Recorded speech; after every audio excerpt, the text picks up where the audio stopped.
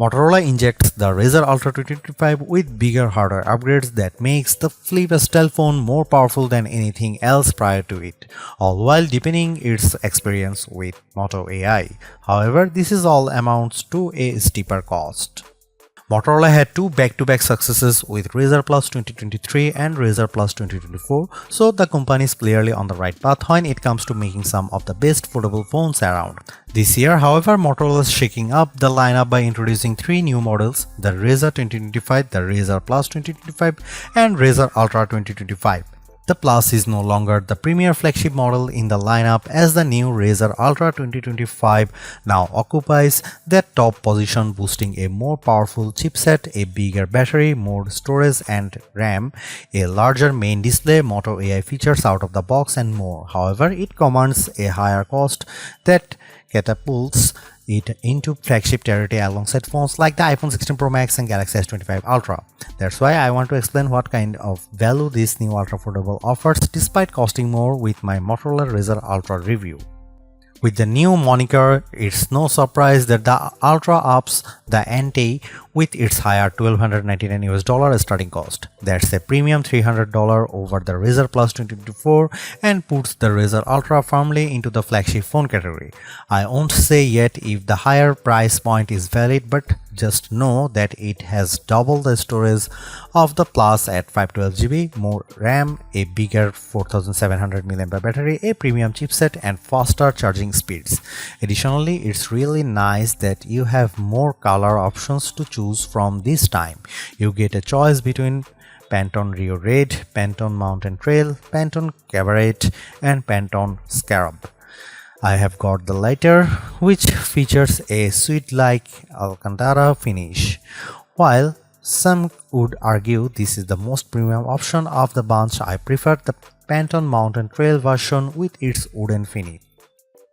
Motorola hasn't made any drastic changes with the design of the Razr Ultra 2025 since it bears many of the same design aesthetics as last year's Razr Plus 2024. For a flip-style phone, it's still a charming design with its thin construction, although it's a touch thicker, wider, and heavier than its sibling in the Razr Plus 2025. The hinge, too, feels more substantial because it's reinforced with titanium. In addition to the gapless design as before, the crease in the middle of the display isn't as deep as before, even if it's still visible at just the right angle. More importantly, I really like the snappier response of the hinge, which is not as stiff as last year's Razr Plus 2024. For a phone that folds, it still feels incredibly sturdy, which is backed up by its IP48 rated construction, but I'm not confident that the Alcantara will hold up as well as some of other finishes. Not only do I worry about it staining, but I also wonder if it will fade with frequent wireless charging. Apart from the new finishes, the only other design changes involves the addition of the AI key on the left side of the phone. While the design remains largely unchanged, the new hinge design and additional finishes continue to make it charming amongst foldables.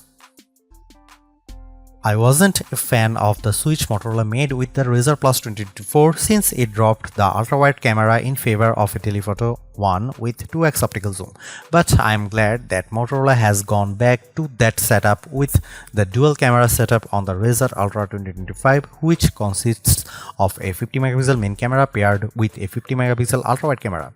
Flip phones such as this are meant for vlogging, so ultra-wide cameras are valued for this exact reason when it's paired with the outer screen for recording video. While there is an upgraded 50 megapixel selfie camera embedded into the main display, I still love being able to use the better rear cameras paired with the outer screen.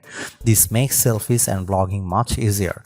Content creators will enjoy the number of camera modes available with the Razr Ultra 2025, including new additions like group shot, which basically takes a burst of images and blends the best faces for the picture perfect shot.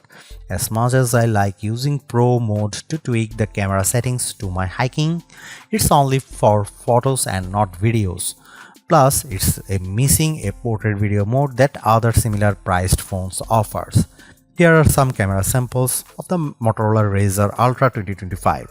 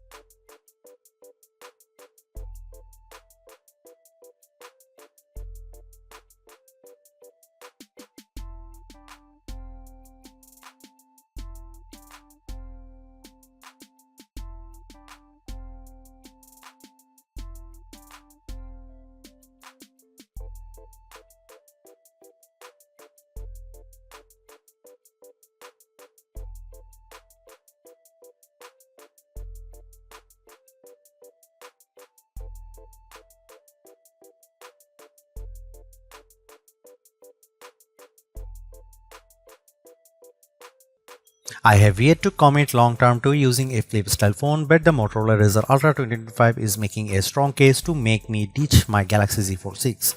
That's because this compact ultra sleek foldable phone is turbocharged in nearly every way over last year's Razr Plus 2024. Like I have said already, it's the most powerful and longest lasting foldable phone I have come across.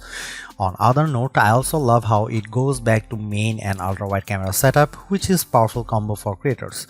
I just wish there are more video centric modes to really make more use out of it. At the same time, the new Moto AI features help to diversify its experience, but it doesn't come close to matching the robust set offered by the Galaxy Z Flip 6. There's definitely still a lot more that Motorola could do to bring it to the same level, but it's not here in the current iteration. Most of all, I'm torn about the higher cost. It's a big step up over past models and sets a precedent for everything else. Price increases are inevitable, but this is just a bigger jump than what I anticipate shelling out for a flip style phone. It's not perfect, but the Razr Ultra 2025 is steering in the correct direction by entering the AI conversation, all while making marked improvements just above everywhere.